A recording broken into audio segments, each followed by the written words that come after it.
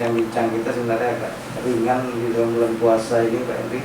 Jadi kalau kita lihat di data Pak Henry, profilnya memang warga memang bertuah di Pekanbaru ini kan, bukan berkuah ya, bertuah. Jadi mohon di ini kan Pak Henry sedikit gambaran bagi kita sosok Pak Henry. Baik. Bismillahirrahmanirrahim. Assalamualaikum warahmatullahi wabarakatuh. Terima kasih Pak Dedi yang juga Pak Raja telah hadir untuk kita berdialog bersama dalam kesempatan sore hari ini.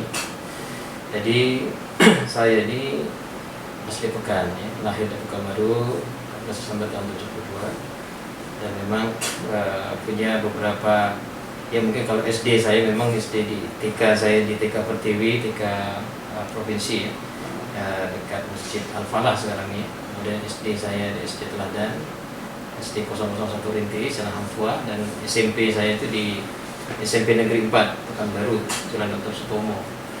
Tapi saya sempat merantau selama lebih kurang 10 tahun. Nah ini luar biasa nih kalau saya ceritakan ya, cara merantau saya ini SMP kelas 2. Jadi naik kelas 1, SMP 4, naik kelas 2 saya sudah merantau ke Bandung. Ini luar biasa suasana waktu itu adalah saya membaca 2 buku yang sangat menginspirasi saya. Yang buku yang pertama itu adalah buku The Magic of Thinking Big. Nah, buku ini mengatakan apabila engkau yakin, ya, Anda yakin Anda bisa, Anda pasti bisa. Nah, ini buku ini dikarang oleh seorang pendeta sebetulnya, tapi buku ini bestseller di tahun tersebut, ya, di tahun tahun 86, ya. 8586. Nah, saya membacanya sejak usia SD kelas 6 sampai SMP kelas 1. Nah, buku ini memberikan motivasi bagi saya bahwa kalau kita ingin sukses, kita harus bisa yakin dan memberikan ini motivasi kepada saya. Kemudian yang kedua adalah bukunya Imam Al-Ghazali. Ini kalau cerita tentang pengalaman diri saya. Jadi pada saat itu saya membaca buku karangan Imam Al-Ghazali, itu Ihya Ulumuddin. Salah satu penggalan kalimat yang saya baca dalam buku tersebut adalah seseorang tidak akan pernah mencapai puncak dalam menuntut ilmu kecuali dia menuntut ilmu dalam keadaan serba sulit dan dalam perantauan. Nah, ini kalimat yang saya rasakan saat itu kayak tak bersesuaian dengan saya. Saya harus rubah diri saya. Saya hidup di keluarga yang mungkin cukup berada, ya. Ayah saya waktu itu Kadis Pemda Provinsi Riau, dan sebelumnya juga semasa 3 periode gubernur, ya. Dan pada saat tahun 86 itu 8586 saya merasakan ya dengan banyaknya kondisi yang serba ada itu, merasa saya kurang sesuai dengan buku ini. Nah, buku ini mengatakan seseorang akan mencapai puncak menuntut ilmu kecuali dalam keadaan sulit dan dalam perantauan. Akhirnya saya minta izin ke orang tua untuk saya merantau. Itulah cerita saya akhirnya pindah dari SMP 4 Pekanbaru ke SMP 7 Bandung.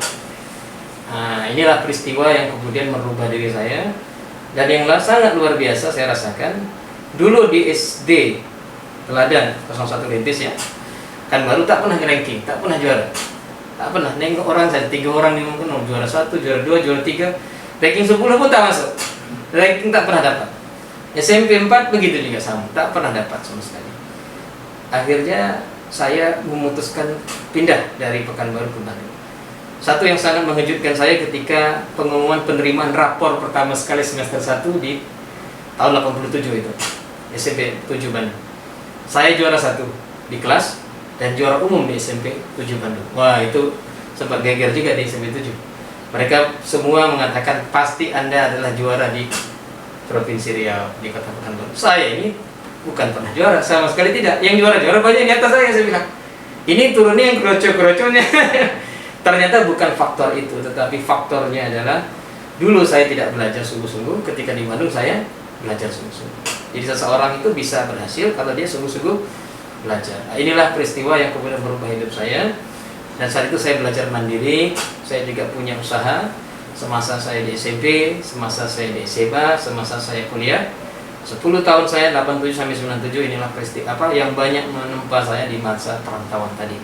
Maka terus terang, ya mungkin inilah yang membentuk diri saya. Jadi saya punya bisnis cukup banyak nih Pak Dedi. Dulu SMP itu saya bisnis rental film Islami. Jadi SMP Saya udah bisnis Pak. berbisnis. Nah kemudian SMA saya berbisnis kaos N37 namanya. Kalau di Bandung ada Caladi 59 C59.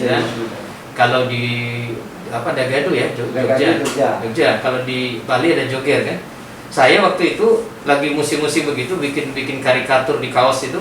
Saya bikin juga. Nah, teman mitra saya itu adiknya Ridwan Kamil yang gubernur Jawa Barat sekarang, Kang Emil.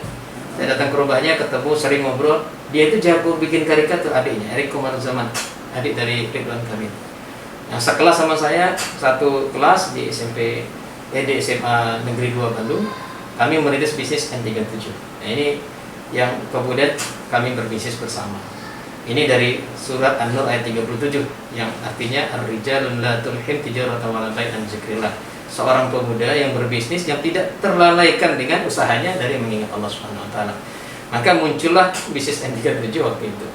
Nah, kemudian saat kuliah saya berbisnis juga namanya usaha toko buku Pustaka Robani. Ya, ini juga. Jadi kalau Pak Dedi melihat CV saya isinya tentang bisnis semua nih Pak Dedi. Tentang usaha semua ya. Tapi sesuai. Makanya saat ini hari ini saya pun sebagai ketua umum Forum Bisnis Riau. Jadi kalau cerita tentang masa lalu saya, iya luar biasa nih. Jadi memang saya berbisnis. Tamat sarjana 97 Ekonominya. ya, Fakultas Ekonomi Unpad, digelar saya SEAK. Nah, ini menarik nih. Saya ditawarkan menjadi manajer marketing ataupun manajer keuangan waktu itu di Kereta Advertising merek Pak Fadil Fuad Desmeleh yang sekarang Zahir Accounting ya. Ya, jadi ketika itu saya ditawarin, saya menolak. Saya bilang saya nak balik kampung, saya nak mengapakan ilmu saya lah gitu. Itu saya lakukan. Saya berangkat, ketemu dengan Pak Abu Syauki, Pak Nini Tasnahadi yang saat itu merintis DSUKI, Dompet Sosial Umum Qura. Ya, sekarang namanya Rumah Zakat. Ya.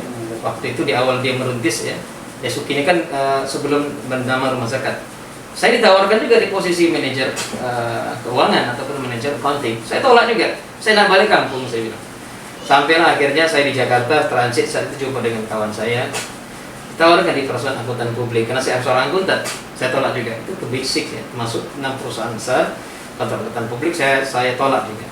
Sampai di Pekanbaru saya ditawarkan di Chevron. Nah, ini Chevron ini gajinya cukup besar sebenarnya, menarik. Saya tolak sekali lagi. Ya. Terus ayah saya menawarkan saya jadi pegawai.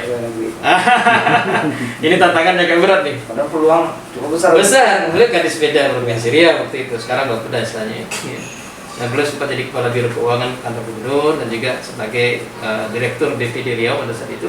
Sempat dijabat 3 periode ini, 3 jabatan ini bersamaan waktu itu. Jadi satu hal yang saya katakan ke orang tua saya nak merintis bisnis saya sendiri. Saya tidak mau saat itu. Jadi saya berjualan kelapa muda. Apa yang saya jual? Kelapa muda. Saya mohon izin di Hotel Zaira yang sekarang ini dekat Hotel Sabrina yang depan loket Jalan Nangka itu. Dulu kan itu depannya adalah percetakan, belakangnya adalah kebun kelapa. Nah, saya minta izin orang tua, saya ambil kelapa tersebut untuk jual. Di mana saya jual? Di Jalan Nangka yang dekat dengan Global Bangunan. Sekarang ya, dulu tak ada Global Bangunan. Tak ada gedung pun saat itu, masih tanah kosong saja. Tanah kosong. Tahun 97 ya. Lebih kurang 14 tahun yang silam. Jadi memang kelapa dulu yang dijual atau di? Saya kelapa muda itu saya jual. Saya punya satu orang pegawai untuk membantu saya dan juga tukang panjat lah ya untuk itu. Saya hanya modalkan satu jak air yang sampai hari ini masih ada dari tabungan saya semasa saya sekolah dan kuliah. Nah, inilah peristiwa yang kemudian mungkin membentuk diri saya senantiasa saat itu tidak saya tidak ingin bekerja kepada orang lain, tapi saya ingin membangun bisnis sendiri. Dan salah satunya sekarang ini ya ada Hasanah Guest House yang saya memang rintis dari awal. Dulu ada Wisma Mela.